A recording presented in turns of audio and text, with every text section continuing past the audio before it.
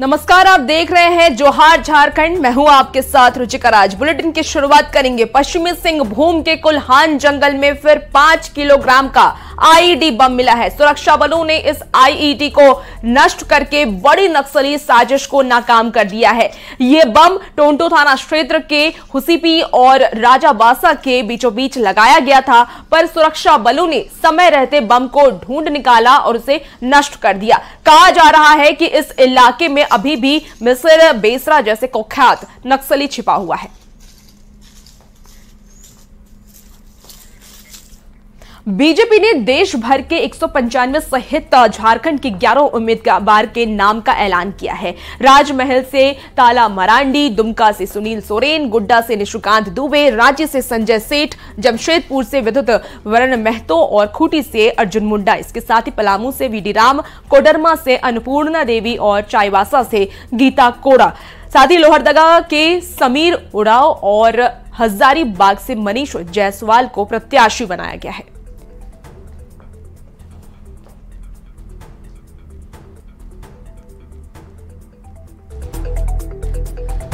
तो देखिए, 11 प्रत्याशियों के नाम का ऐलान हो चुका है और तमाम प्रत्याशियों के बारे में हम आपको बता रहे हैं। बीजेपी से 11 उम्मीदवार ऐसे हैं जिनके नाम का ऐलान हो चुका है लोकसभा चुनाव के लिए।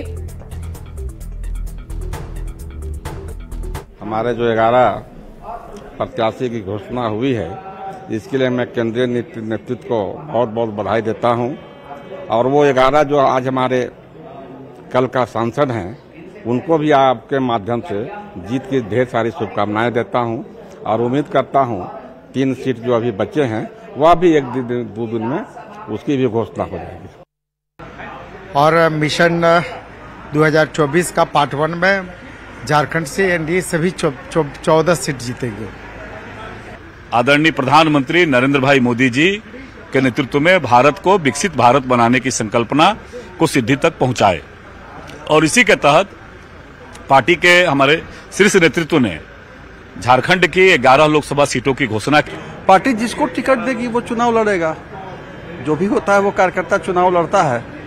हमारे यहाँ हम लोग कोई दावेदारी नहीं करते हैं। पार्टी जिसको कहती है वो चुनाव लड़ता है। और अभी जिसकी घोषणा हुई है उन सबको मेरी शुभकामना है, बहुत बधाई भी है। मनीष जी को विशेष रूप से बधाई देता हूँ।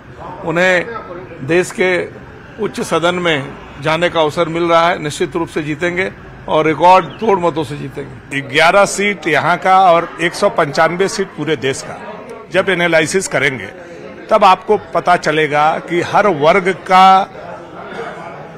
आदरणीय मोदी जी ने और भारतीय जनता पार्टी ने ख्याल करने का काम। अपने सांसद बनकर के दिल्ली जाएंगे, हमारी पूरी शुभकामना है और बड़े मार्जिन से जीतेंगे। कर्मठ और युवा जनप्रतिनिधि है, लोगों के साथ जुड़ करके रहने वाले लोग हैं।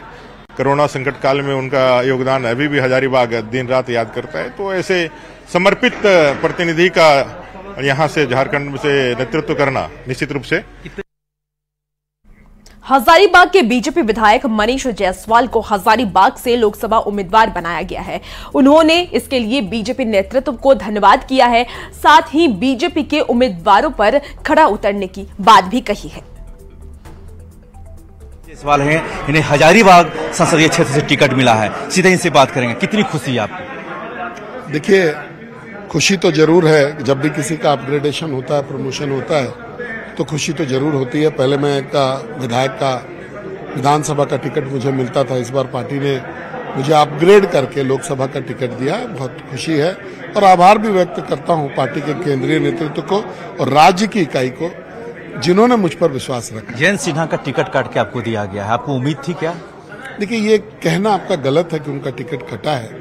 उन्होंने चुनाव की जो ये है राजनीति है, उससे अपने आप को अलग किया है, ऐसा उन्होंने ट्वीट किया है केंद्रीय नेतृत्व को। और ये प्रश्न केंद्रीय नेतृत्व से अगर आप करेंगे तो ज्यादा अच्छा रहेगा। किन मुद्दों को लेके जाएंगे आप? क्या, हम भारतीय जनता पार्टी में एक ही मुद्दा है, विकास। हमारे पहले भारतीय जनता पार्टी के जितने भी सांसद वहां रहे हैं, अभी से पहले जितने भी सांसद रहे हैं, सबने हजारीबाग को ऊपर ले जाने का काम किया है।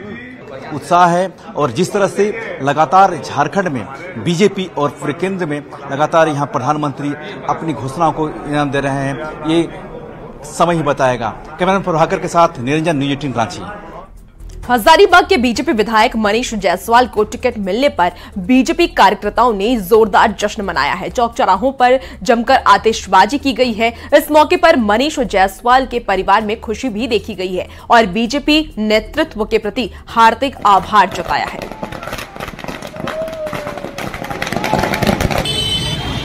अभी इसमें बोलने की बात नहीं, इसमें बोलने की बात नहीं कि कितना खुश है एक बाप बेटा का उन्नति में कितना खुश हो सकता है। बहुत मेहनत किए थे, आखिर आपके बेटे यहाँ के विधायक बहुत मेहनत किए, क्या उसी का परिणाम है ये? हाँ वो तो है ये। नहीं, वो जैसे काम करते रहे, हमेशा काम करते रहे और उसी आई एम श्योर वो इतना ही काम करते हैं, लोग उनको जरूर जिताएंगे। क्या माना जी जिस तरह से काम किया उसी का रिजल्ट है? एकदम एकदम एकदम। और बेहतर देखने को मिलेगा जी, पहले से और बेहतर अब देखने को मिलेगा। हाँ। हजारीबाग के बीजेपी सांसद जयंत सिन्हा का टिकट कटने और मनीष जायसवाल को प्रत्याशी बनाने से सियासी भूचाल मच गया है। कांग्रेस ने इस पर जोरदार निशाना साधा है। हजारीबाग के कांग्रेस नेताओं ने दावा किया है कि बीजेपी किसी को उम्मीदवार बना ले, महागठबंधन की जीत तय है। जन आक्रोश है और इसीलिए सब इस परिस्थिति को नापते हुए और जयंत सिन्हा बीजेपी से मुक्त हो गए हैं और वहां से अब चूंकि भारतीय जनता पार्टी का दुकान बंद होने ही वाला है। जयंत सिन्हा जो है से राजनीति से संन्यास लेंगे या दूसरे पार्टी में जाएंगे, ये तो उनका व्यक्तिगत विचार है, लेकिन मुझे ऐसा लगता है कि भाजपा में बहुत बड़ा भगदड़ होने वाला है और हार के डर से बहुत सारे नेता दूसरे पार्टी में जाने के लिए ललायत है। वो तो अपने पिताजी के माने राजनीतिक के पर वो चल रहे थे, उन्हीं का वर्चस्व था और वो अच्छा है कि अभी भी जिस पार्टी में जाएं, अभी तो कहा नहीं जा सकता है हम लोग को। हम लोग चाहेंगे कि हमारे खड़गी जी से जैसा हो आदेश आएगा वैसा हम लोग स्वागत करेंगे। गोड्डा लोकसभा सीट से बीजेपी सांसद निशिकांत दुबे को चौथी बार टिकट मिला है। बीजेपी कार्यकर्ता ललन मिश्रा ने निशिकांत दुबे को टिकट मिलने पर खुशी जताई है और साथ ही एक दूसरे को मिठाई खिलाकर खुशी को जाहिर भी किया है।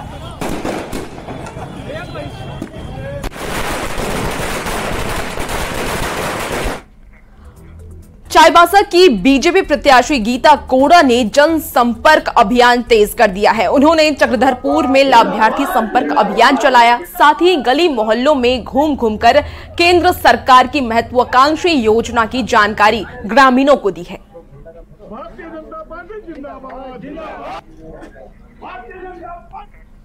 झारखंड से बीजेपी के 11 उम्मीदवार घोषित होने पर जेएमएम ने निशाना साधा है। मंत्री मिथिलेश ठाकुर और मंत्री हफजुल हसन ने कहा है कि बीजेपी लाख दावे कर ले, गठबंधन की जीत तय है। वहीं पूर्व मुख्यमंत्री हेमंत सोरेन की पत्नी कल्पना सोरेन 10 मार्च को बेरहट जा रही हैं। मंत्री हफजुल हसन ने कहा है कि पार्टी नेतृत्व का जैसा आदेश होगा उसका पालन किया जाएगा।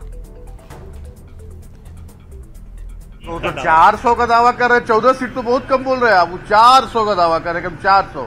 चंडीगढ़ में कैसे किया देखा कि क्या सुप्रीम कोर्ट अगर उसमें हस्तक्षेप नहीं करता तो इन लोगों ने जो खेल तो कर दिया था सुप्रीम कोर्ट में। आज फिर इनको ईवीएम पर जनता तो कहीं नहीं कह रही है, जनता तो कहीं इनके साथ नहीं है। गीता कोड़ा तो देना ही था, उसको तो ले ही गया था देने के लिए। आप लोग कब तक अपनी हम लोग 1-2 दिन में कर देंगे। अच्छा, कल्पना जी जा रही है 10 तारीख को और अभियान शुरू कर रही है, वो सिद्धू कानू की प्रतिमा पर माल्यार्पण करेंगी, फिर एक अभियान शुरू होगा। देखिए वहाँ साथ में हम लोग भी रहेंगे और जो पार्टी का दिशा निर्देश रहेगा उसमें हम लोग काम करेंगे। झारखंड के मुख्यमंत्री चंपाई सोरेन ने कहा है कि दुमका कांड के दोषियों को किसी कीमत पर नहीं बख्शा जाएगा। रांची में उन्होंने कहा है कि अब तक 3 आरोपी पकड़े जा चुके हैं, जल्द ही बाकी आरोपी भी गिरफ्त में होंगे। साथ ही उन्होंने जल्द ही गठबंधन के उम्मीदवारों के नामों का ऐलान करने की भी बात कही है। देखिए 1-2 आदमी गिरफ्तार भी हुआ है और निर्देश दिया गया जो भी दोषी है उसके ऊपर कार्रवाई हो। तो क्या इसको लेकर कोई एसआईटी बनाने का निर्देश नहीं, अभी तक वहाँ से हम फिर रिपोर्ट मांगेंगे क्या स्थिति है। हमारा सीट शेयरिंग भी बहुत जल्दी हो जाएगा, 2-3 दिन भीतर में। कब तक हो रहा है? बस 3-4 दिन।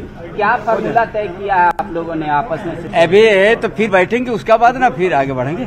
हमारा सीट शेयरिंग हो चुका है, आधा दर्जन से ऊपर लोगों का नाम भी हो चुका है। तो कब होगा, कब घोषणा? जब हम नहीं बताएंगे, पहले उनका हो जाए, उसके हो गया। आज बीजेपी तो लिस्ट 11 हुआ, अब बाकी है। उनमें थोड़ा बहुत कहासुनी होता ही है, पक्ष विपक्ष का तो टकराहट होता ही है।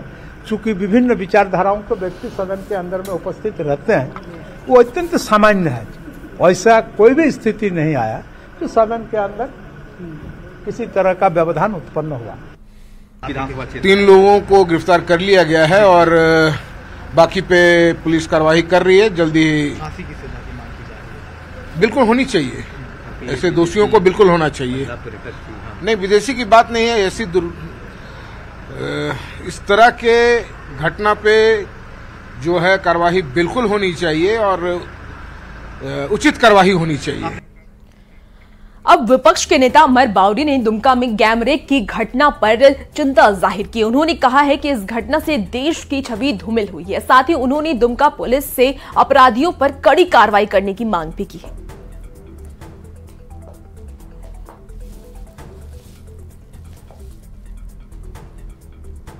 हम लोग ये चाहते हैं कि ये सरकार अविलंब इस पे सख्त से सख्त कार्रवाई करे और तमाम जो भी जवाबदेह पदाधिकारी हैं जिस क्षेत्र में घटना हुई है, उन सारे लोगों को सस्पेंड किया जाए और इसका जो है जांच करके दोषियों पे कार्रवाई की जाए, ताकि यह घटना दोबारा पुनरावृत्त ना हो सके। जामनगर में अनंत राधिका की प्री वेडिंग सेरेमनी का आज दूसरा दिन है। दूसरे दिन अनंत अंबानी और राधिका एक साथ स्टेज पर दिखे। राधिका ने वेलकम स्पीच भी दिया है। इस मौके पर राधिका ने मेहमानों का आभार भी जताया है। राधिका अपनी स्पीच में अनंत से जुड़ी दिल को छू लेने वाली कई बातें बताई हैं। Hi everybody, good evening. Thank you so much for being here. Like Anand said, we are extremely humble that you have all made it from around the world to come to our home. Thank you so much again from me, Anand, and both our families. When Anand and I decided to get married, the one place we wanted to celebrate was Jamnagar, really within our hearts. The hard work of our families and the dedication that Neeta Aunty has to making all of our dreams a reality has made this possible. We have been extremely indulged. I have seen all the events with all of you for the first time today. I had no idea what was going to happen. I was so surprised when I walked in. People are asking me, is that normal? I said, it's normal if you have a mother-in-law like Neeta Aunty. So thank you so much for doing this for us and letting us enjoy the process of our wedding. Anant and I are so lucky to have some of the most amazing women on this earth as our influences. Neeta Aunty, who will move heaven and earth for her children. Isha, who is our most fierce protector. Shloka, you are the kindest person and I would be completely lost without you. Anjali, you are the force behind anything good that I have in me.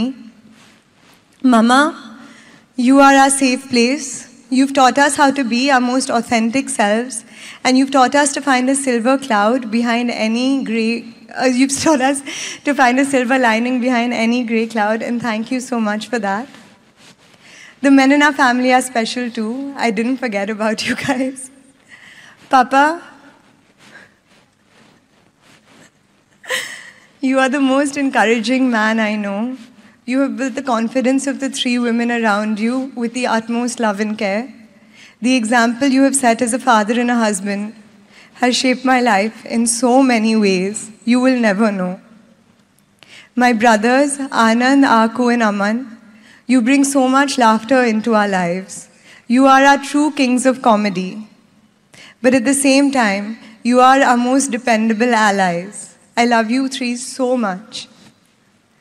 And Mukesh uncle, you have been a father figure in my life from very early on in our relationship. And I truly hope for everybody that they have a champion for their relationship like you have been a champion for ours.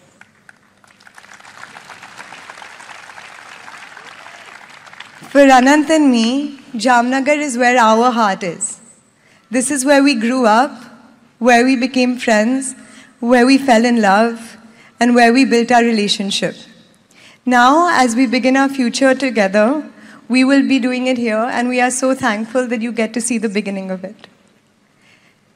This place has become part of our fondest memories, our deepest secrets, our loudest laughs, and the happiest times that we've had together as a family. It's seen us go through all our ups and downs. In March of 2020, Anant and I got locked down here and we couldn't go back to see our family for months. Although it was hard to stay away, we learned to appreciate the small joys of life. But in Jamnagar and with Anant, the small joys are once-in-a-lifetime experiences. One day, we got a call saying one of our rescued elephants was giving birth. Since she was brought up in captivity, she was extremely stressed by the process.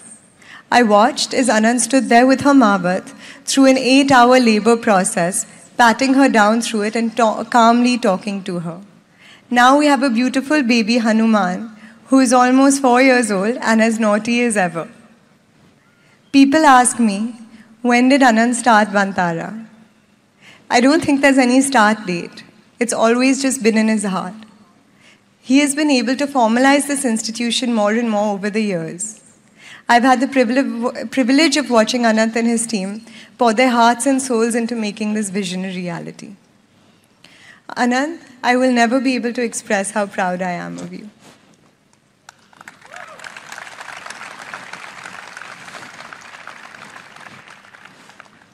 Someone once told me, what do you really find when you find a partner? What you really find is somebody to witness your life.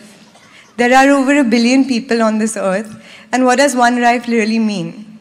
But when you find somebody to promise you to care about everything.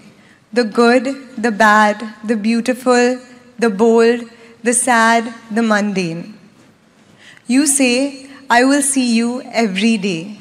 Your life will not go unnoticed because I will notice it. Your life will not go unwitnessed because I will witness it. And Anant, I'm so blessed to be a witness to your beautiful life.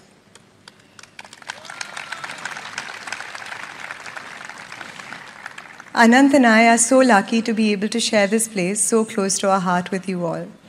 Jamnagar is not just an example of how expansive Indian industry can be. It's an example of how expansive a human heart can be. Anant's grandfather, Shri Dhirubhai Ambani, dreamt of opening the world's largest township here, the world's largest refinery here.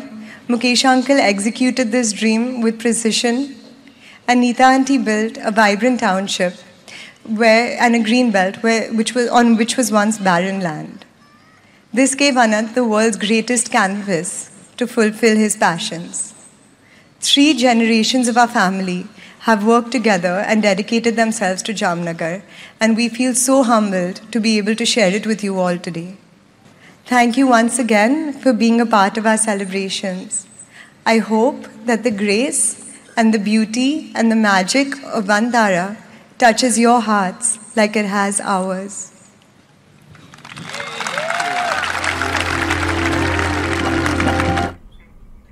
और फिलहाल इस bulletin में इतना ही, लेकिन एक नजर डालेंगे इस वक्त की हेडलाइंस पर।